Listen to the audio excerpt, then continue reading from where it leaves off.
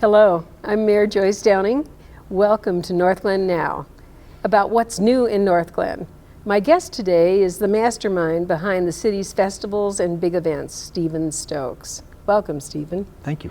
Can you tell us a little bit about yourself? Sure. I grew up in Colorado. I went to Pomona High School. I went away to college, and during college I got really involved in the event program at my local college. We did about 100 events a year. And for 3 of the 4 years I was in college, I did events at the college.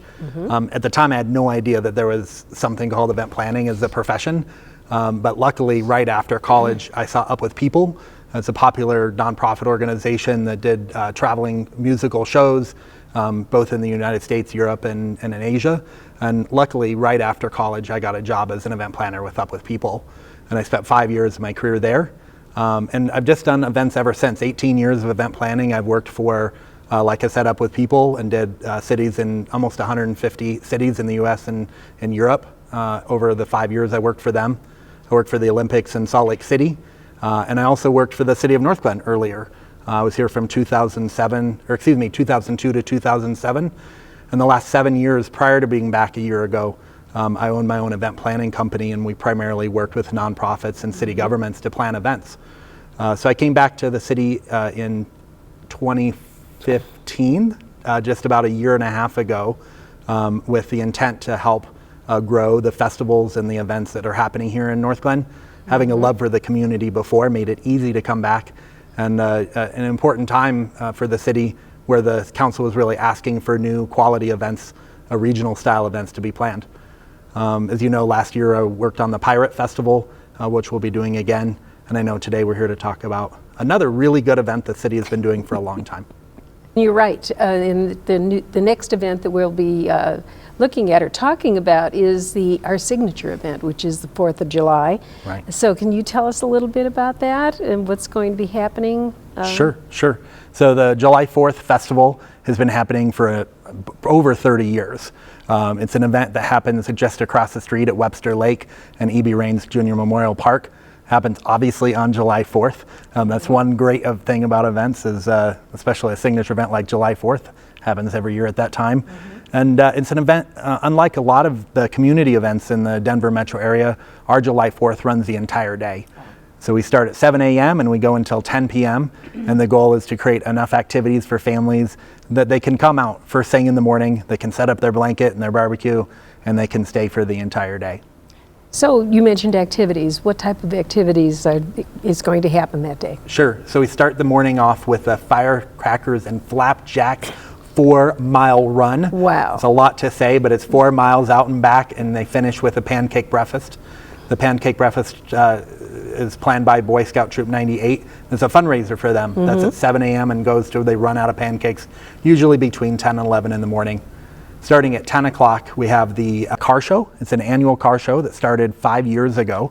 Can you believe it's been 5 years already?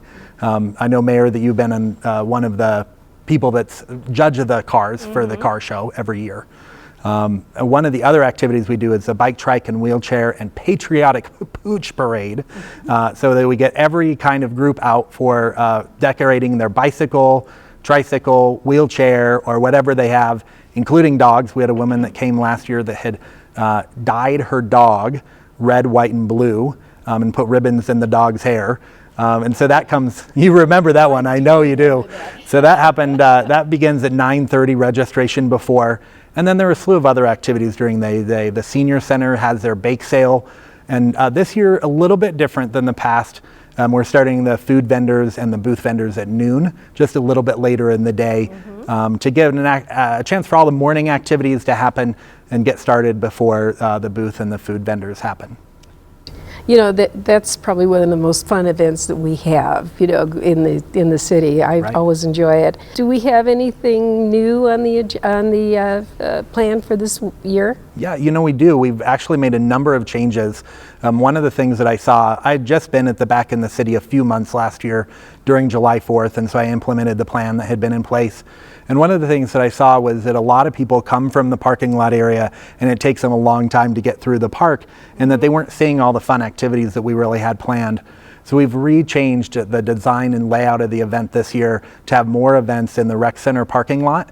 That includes the inflatables. The bounce houses have all moved over by the Veterans Memorial. The water play area is moved outside the park near the Veterans Memorial. We've added additional food vendors and food trucks, and a second stage, the community stage, will be in the rec center parking lot as well. And a new addition is Odell Brewing, as well as Odyssey Beer Works will be selling beer at the event. It's actually done through Northglenn Arts and Humanities Foundation and the Northglenn Corral. So that's a fundraiser for them, and they'll be selling the alcohol at the event all day long, basically from noon until the fireworks shoot off at 9:30 in the evening. So there's a lot of fun activities for families. I know one of the things that I've always loved about July 4th is that people really do come, and you can come and stay the whole day. Right. You can eat from our food vendors and drink from our vendors, but you can also bring your own area out. A lot of people do their family reunion in the park. You know, they section off an area and they bring out their blankets and their picnic lunch, and they enjoy activities inside the park and out on the street in the rec center parking lot as well. Yeah. But people really, another event I nearly forgot was Northglenn Thornton Rotary Club last year moved their duck derby. They in the past had it That's right. Across the Northwest open space, and last year they moved that to our event, and so that'll happen again. They'll sell ducks during the day, and then the duck derby race will be at 3 in the afternoon and then 4 in the afternoon for the public race. And the top prize for that is a $3,000 cash prize, which somebody won last year. And then they have about 200 additional prizes that you can win for the first 200 ducks across the finish line. So it's a great, one of the great things, I know I've said it now, we do a fundraiser for the Boy Scouts, do the fundraiser for the Arts and Humanities Foundation and the Northglenn Corral for the Boy Scouts. We have the 4 Mile Run is another fundraiser that's for the Northglenn Arts and Northglenn Community Foundation. So there are a lot of opportunities for nonprofits to make some money in addition to the families and kids having fun at the event. Yeah. It truly is a fun day. It truly is. It is. And it's very much a community day also. So we're really excited about what we're doing. So tell me, what can our residents or the folks that come bring to the park? Sure. So many people bring their cooler, barbecue. We try to limit it to the small barbecues, but you can have a barbecue out. You can bring your cooler. It's while we have a permitted area for the beer sales, the rest of the park is non-alcoholic. Right. So you can't bring your own beer out to the event itself, but you can bring your cooler with water and soda and Gatorade and anything else. And a lot of people bring additionally games that they can play during the day. Last year I saw adult-sized Jenga, and I saw people with volleyball nets and people with badminton, and anything that's going to make the area fun. You can also bring it's a warm day, so you can bring a shade tent out or a pop-up tent. We just ask that you lower them down just before the fireworks so that everybody can see the fireworks a little more easily. That's a very good suggestion. Thank you for that. You're welcome. Now, can we talk a little bit about the event that was our new event last year, which was the Pirate Fest? Sure. Are we going to have that again this year? We are. We're doing the Pirate Fest a second year. We had really good success last year with the event. Over 6,000 attendees in our first year.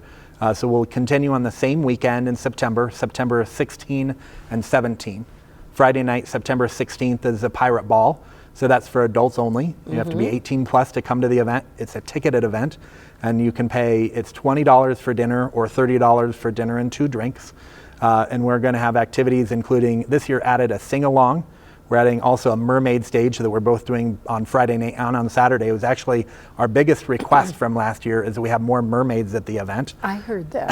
I'm sure you did. I'm sure you did. So we're adding a mermaid stage. And on Friday night, there's also dancing, several bands that will play and dancing throughout the evening, sword fighting as well. And then on on Saturday, we come back for the Pirate Festival. The Pirate Festival begins at 10 a.m. and goes until 7 p.m. It's a non-ticketed event, and it's for families, so anybody can come. Both on Friday night and on Saturday, we encourage costumes. Most everybody was in costume last year on Friday night, and on Saturday, they were most people. spectacular. Amazing costumes, weren't they? Yes, they were. Yes. I've had a sponsor even that just signed on this week. She already said that she's putting together her costume for September. Oh, wow. Many months away, but she's excited about it already. And on Saturday, one of the things we intend to grow is the cardboard boat regatta. So last year we had 7 boats that raced, and I know that this year we'll have, our goal is to have 30 or 40 boats, but they're going to race across the lake, starting from the boat dock over to the pavilion area. And it's a good chance to get out your creative skills, or your building skills, engineering skills, to build a boat out of cardboard, tape, and paint. Those are the only. So no one rides in these boats? Oh yes, so they do ride in the boats. Oh yes, they do. They paddle them from the boat dock to the pavilion. The 7 boats we had last year, we only had 1 of the 7 sink. But the girl that was in the boat paddled her little tail off and paddled, even though an entire boat had submerged. She was wearing a life jacket, and luckily the lake isn't that deep in that area. Right. And she paddled past the finish line. She did. She did, and she completed the race. Oh wow. So it was great. That's great. Well, you know, Northglenn has been known in the past for spectacular events, and with your mastermind, I know we're going to have many more. Thank you so much for coming this evening. Thank you. Thank you. It's great to be here. Thank you for joining us.